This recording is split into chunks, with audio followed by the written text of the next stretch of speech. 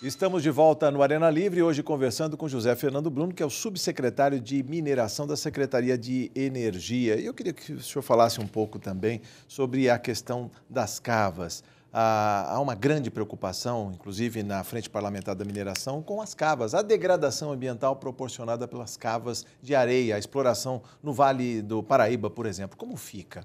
Olha, a gente pode até citar um exemplo de problema de cava de mineração aqui, aqui em São Paulo. Sim. Carapicuíba, a famosa lagoa de Carapicuíba nunca foi lagoa aquilo ali. Aquilo é uma cava de mineração que, numa enchente, o Tietê inundou. Sim. E virou o nome de Lagoa de Carapicuíba. Ela não tem nenhuma especificação, nada. A biota dela é zero, não tem nada que se caracterize como uma lagoa, né? Mas ela está sendo aterrada e recebendo, inclusive, os detritos do Rio Tietê. O que foi feito? Eu, na oportunidade, são as coincidências da vida, fui para a diretoria de meio ambiente, daí exatamente para viabilizar, porque existia uma condicionante no rebaixamento da calha que dizia o seguinte, que o DAE se obrigava a preparar um plano de saneamento da Lagoa de Carapicuíba e seu entorno, que é remoção de favela, etc., adequação. E eu fui para lá exatamente para fazer isso. E provamos, primeiro, que aquilo não é lagoa, que é uma cava que tem um PRAD, que é o Plano de Recuperação de Área Degradada, que o sujeito é obrigado a fazer. Fizemos um acordo com os proprietários, eles assinaram um TAC com o governo do estado, cedendo gratuitamente a deposição do material. Licenciou-se o material do desassoreamento, que hoje a qualidade é muito melhor do que de 10 anos atrás, pelo trabalho da Sabesp, da própria CETESB, em tirar detrito, esgoto de indústria, etc., a qualidade hoje é melhor, né? Os inertes do rio. Os inertes do rio. E estão depositando material lá, o governo do estado hoje está fazendo uma economia ao longo de 7, 8 anos de 150 milhões de reais em deposição de material de desassoreamento. E fazendo um serviço de saneamento, que lá vai terminar com um grande parque, um centro de logística e um heliporto, buscando tirar ali do Campo de Marte algumas oficinas e levar para lá. Então, você vê que esse trabalho, quanto custou isso? Não custou nada, custou você... Cérebro, inteligência. E acordar e sair. Então, as cavas de mineração, de uma forma geral, você vai no Canadá, por exemplo, cava de pedreira, vira anfiteatro para a cidade, para local de show. A acústica dele já está formada, é uma questão de adaptação, com poucos custos você resolve. Alguns viram lagos de criadores de peixe. É uma questão de a gente ajustar essa legislação sem fugir de qualquer legislação federal na área de meio ambiente. Então, a subsecretaria, nesse ponto, isso se me permite falar, nós estamos preparando 4 documentos importantes, que é uma resolução conjunta com a Secretaria do Meio Ambiente, a Secretaria de Desenvolvimento Metropolitano, a Secretaria de Ciência, Tecnologia e Desenvolvimento e o DNPM, um termo de cooperação, do qual nós vamos discutir com eles. Olha, você vai fazer alguma alteração no modus operandi do licenciamento ambiental? Espera aí que eu tenho que dar a sugestão do setor aqui para você. O que facilita, sem fugir à lei, mas o que racionaliza o trabalho, o que acelera o trabalho. Então, está andando muito bem. Mas não está faltando ainda um olhar mais carinhoso para essas cavas? Eu peço licença ao deputado que é coordenador da Frente Parlamentar da Mineração. Eu lembro aqui o Parque Raia, em Ribeirão Preto, que tem no seu entorno um dos metros quadrados mais caros do interior, ou seja, ele virou um parque e a indústria imobiliária está estacionada no entorno dessa cava. E aqui em São Paulo, a cava da Albertina recebeu lixo por muitos anos, a cava de Itaquera recebeu entulho por muitos anos. Por que não virar parque?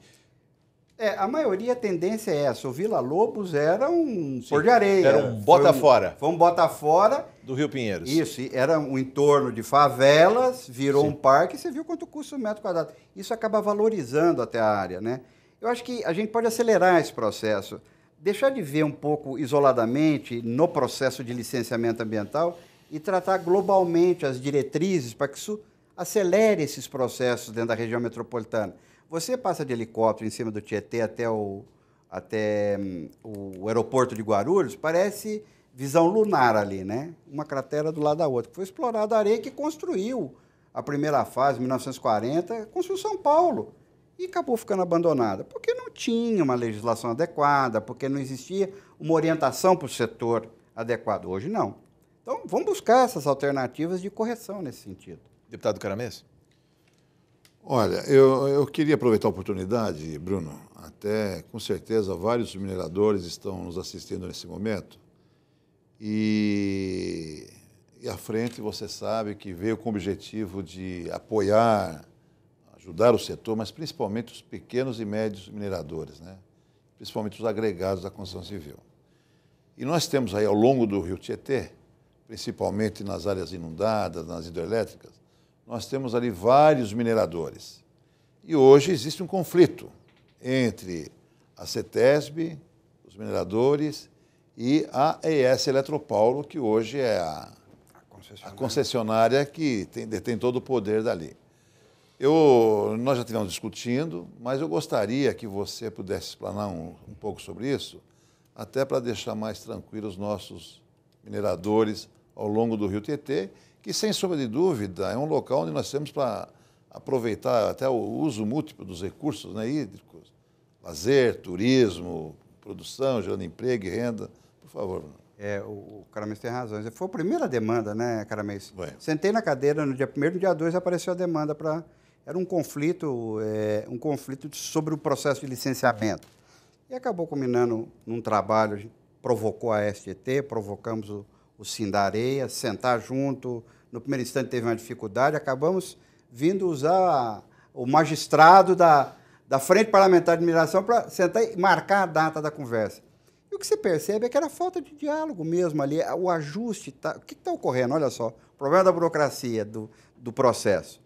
A CETESB emite uma licença de operação para o areeiro. Ele está explorando lá, dragando e jogando, fazendo transbordo, etc. E ela tem que ser renovada a cada 3 anos. Quando chega 120 dias antes da renovação, ele tem que pedir a renovação. Normalmente a CETESB, até pela estrutura dela, uma estrutura agora que está sendo adaptada nas agências, o pessoal ainda está tendo um pouco de dificuldade para dar a velocidade que a gente gostaria. Está andando, muito bem, mas ainda está faltando um pouco mais de velocidade nisso. Demora para emitir a nova licença, a renovação. Não é automática? Não é automática ainda. Então, é uma discussão que a gente está fazendo. Por que não é automática? Então, ele não renova. Ele não renova, chega a Polícia Ambiental e vai fazer uma fiscalização. Cato você que é o areeiro, falei, cadê a tua licença? Eu pedi a renovação. Ah, você não tem a licença, eu vou autuar. Ele autua e quando ele pede a anuência da STT no processo de renovação, aí você fala, você não está autuado, você não tem a licença, por que eu vou dar a anuência? E a CETESB pede a anuência para renovar a licença. Você percebeu? É uma corrida atrás do rabo em algumas coisas. É uma questão de ajuste, de formatação para resolver o problema. É evidente que você tem diversos tipos de problema. Tem alguns areeiros que não cumpriram e tem uns que estão perfeitamente legal e sofrendo, padecendo desse mal. Então, teve uma reunião técnica depois da última reunião nossa na Frente Parlamentar de Mineração. Teve uma reunião técnica dentro da SGT, exatamente com a CETESB, com o DNPM, com o Sindareia e com a SGT. Agora nós vamos acertar isso daqui. Então, está caminhando para esta solução e é uma solução em bloco. A sugestão da subsecretaria nesse instante foi o seguinte, olha, a SGT é a detentora da concessão, ela tem que manter a qualidade do lago, dos lagos, né? Barra Bonita e todos eles. Ela tem que cuidar da APP, que são as margens do canal. O areeiro tem que tirar areia e ele tem que cumprir o TCRA, que é o termo de recuperação de área degradada, ou significa plantio de muda. Vamos sentar todo mundo junto, faz o planejamento para desassorear o lago, é a obrigação da SGT, mas é o ganha-pão do areeiro. Ele tem que plantar. Por que não planta e acerta sobre a fiscalização da SGT o plantio das mudas e a CETESB avaliza isso e passa a fazer uma licença automática para o pessoal? Está caminhando para isso. Eu acho que mais uns meses aí, cada mês, a gente já tem uma solução. Quanto custou isso? Nada. O Estado investiu um tostão. Investiu o apoio do Caramês, o apoio do DEMARC na frente, dá oportunidade para a gente falar, para chamar o pessoal, o respeito que eles têm pelo Poder Legislativo nesse sentido e o Executivo junto ali discutindo com eles. Então o areeiro passou a olhar e falar, puta, agora eu tenho alguém que me segura, alguém que me apoia nas decisões. Até então eles estavam correndo meio solto, batendo na porta da CETESB, batendo na porta do DNPM. Então está caminhando. Deputado Aldemar. Eu acho que foi tocado no assunto aqui de suma importância. Tudo que se fala aqui, é lógico, é importante principalmente para os mineradores que estão sintonizados. Lá na minha região, Bruno, nós temos um problema seríssimo que é o passivo ambiental. Porque até 30 anos atrás não tinha até menos, sei lá, não tinha essa exigência do licenciamento. Ninguém falava disso. Ninguém falava disso. E nós temos lá um passivo que tem que ser, enfim, reparado.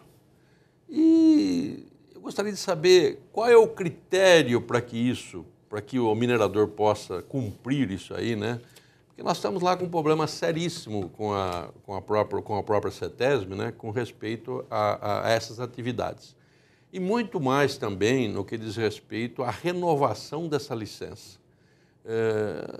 O cidadão está com uma atividade a todo vapor, venceu, e tem renovações que demoram um ano.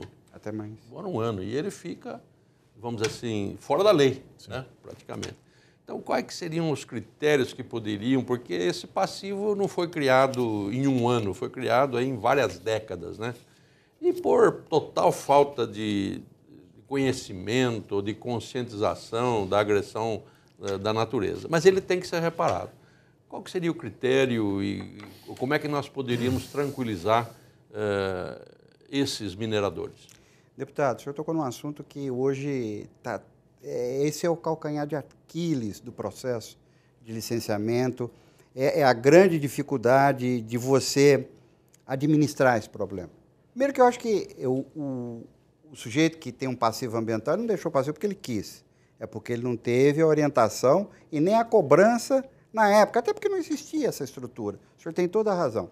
Mas eu sempre falo dentro dos sindicatos patronais que essa questão não pode ser tratada isolada. Todos têm um passivo. Nós temos que reunir e discutir em conjunto, primeiro, para reduzir esse custo desse passivo, né? Cheguei até a conversar com a pessoal da Fundação Florestal, que é a detentora dos parques, das unidades de conservação, para que a gente faça em bloco isso.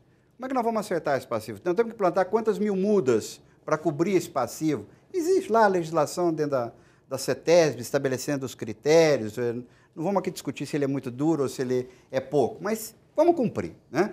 Mas eu acho que tem que ser tratado em bloco. Agora, não dá para a CETESB cobrar individualmente de cada um. Se ele é um passivo, é porque já ocorreu. Ele não vai ocorrer. Daqui para frente, a pessoa está fazendo o regular. Então, é buscar uma forma de a gente fazer o apoio a essas unidades de conservação, pagando esse passivo ambiental, mas em bloco, não isoladamente, e num prazo que seja factível. Bom, eu queria que o senhor prestasse atenção na pergunta do deputado Beto Trícoli, do PV, que ainda fala sobre licenciamento. Vamos ouvi-lo. Aproveitar para cumprimentar aí o subsecretário Zé Fernando Bruno por todo o trabalho que vem fazendo aí à frente da regulamentação, né, o marco regulatório, as questões ambientais, fiscalização na área de mineração, e aproveitar para fazer uma pergunta, né? Lá na minha região, que é a região de cabeceiras aqui do Cantareira, tem tido ocorrências recentes de enchentes, né? E o problema do desassoreamento se agravou demais. Então, tanto na bacia do Rio Atibaia, do Piracicaba, do Jaguari, como do Juqueri, há necessidade do desassoreamento. E muita reclamação dos poderes municipais na dificuldade de haver o licenciamento. A gente sabe que não é só na área que o secretário atua, mas o que pode ser feito para a gente desburocratizar, agilizar, quando o interesse claramente for de interesse social, interesse público, né, para que esse desassoreamento seja permitido fazer com agilidade e rapidez, para tentar diminuir os impactos aí desastrosos desses eventos extremos, das enchentes e dos assoreamentos. Bom, deputado Beto, realmente é um problema sério e a tendência é agravar. Nós não temos redução de cheias, pelo contrário. À medida que aumenta a impermeabilização, o desastre vai ficando maior. Esse problema de desassoreamento é muito sério. Nós temos enfrentado uma certa dificuldade dentro da legislação ambiental, o que se pode facilitar um pouco, até na documentação. Você não precisa fazer um EIA-RIMA de um rio para fazer o desassoreamento, porque você não está mudando curso, né? Você não está fazendo desvio do rio, você não está fazendo represa. Pelo contrário, você está buscando uma solução que favoreça a população ribeirinha, para que não ocorra mais cheias. Então, eu acho que é uma das coisas que a gente tem que tratar junto com o DAE, Departamento de Águas e Energia do Estado, e a Secretaria do Meio Ambiente, uma forma de racionalizar o processo e, de tal forma, simplificá-lo para que a gente possa agilizar. No período de seca, fazer o desassoreamento, para que no período de chuva a gente não escute esse tipo de pergunta cobrando. E realmente o ribeirinho não quer saber, ele quer que solucione o problema dele. Então eu acho que hoje dá para a gente começar a pensar numa redução de prazo e numa simplificação desse processo. Bruno, eu já estou inaugurando aqui uma rodada de perguntas breves, respostas também breves. Bruno, que faltou dizer no início do programa, também é escritor, contador de causos. Vou mostrar a capa do livro em breve. Sobre a questão de províncias de argila, por exemplo, vou lembrar que Vargem Grande do Sul tem a produção de tijolos. E eu lembro também que o ex-presidente desta casa, o atual chefe da Casa Civil, deputado à época, Sidney Beraldo, queria levar o gás natural até aquela região, até o sul de Minas praticamente, ou pelo menos até os limites paulistas ali. E muito se fala da devastação que ainda se tem, a produção de tijolos e telhas, o consumo de madeira, a pressão que existe sobre as reservas, as florestas naturais, ou mesmo o consumo de eucaliptos. Como fica essa questão? Como é que o braço do Estado pode levar também a energia necessária para essas cidades, para não haver uma cidade que produz um tijolo, uma argila ou uma telha, né, e paga mais caro por isso, e outras que têm o benefício do gás natural? Olha, hoje nós temos um trabalho belíssimo dentro da Secretaria de Energia, nós temos uma subsecretaria de petróleo e gás, que trata sistematicamente desse assunto e a distribuição do gás em todo o estado de São Paulo. Há poucos dias eu vi lá um debate do Henrique Gross, que é o nosso subsecretário de petróleo e gás, e a Petrobras quer cruzar e levar esse gasoduto até Minas, e o Zé Aníbal bateu firme. Pode passar em São Paulo, desde que se atenda os nossos ramais, não tem problema nenhum. Isso nós autorizamos a passar, desde que atenda todo o setor que necessita do gás para reduzir esse consumo de carvão vegetal, né? O carvão vegetal ainda há um descontrole bravo no país, de uma forma geral, né? Muita produção clandestina, muito trabalho escravo. Vira e mexe, a gente vê na televisão estourar essas fazendas aí com trabalho escravo. Mas a Secretaria de Energia, nesse sentido, está trabalhando firmemente, e nós estamos ali que nem o rato que ruge, né? Enfrentando uma Petrobras. Falou, olha, você vai passar com o teu gasoduto até Minas, não tem problema, mas você vai atender o nosso mercado primeiro. Esse gás tem que ser distribuído nesse sentido. Então, é uma posição muito clara do governo do Estado nesse sentido, de debater com a Petrobras a expansão da nossa indústria, da nossa produção que precisa, tijolo, sim, enfim, todo aquele que depende da energia para produzir os insumos nossos aí. Então, hoje tem um trabalho muito forte.